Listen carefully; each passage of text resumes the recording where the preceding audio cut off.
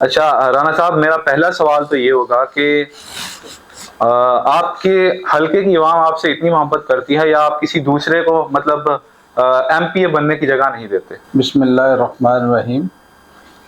इसका जवाब तो जमहूरी तरीके से यही दिया जा सकता है कि ये अवाम का फ़ैसला है कि इससे 2008 में मेरे भाई मरहूम राना तारक महमूद शहीद को लोगों ने बड़ी वाज़ेह अक्सरियत से एमपी मुंतखब किया।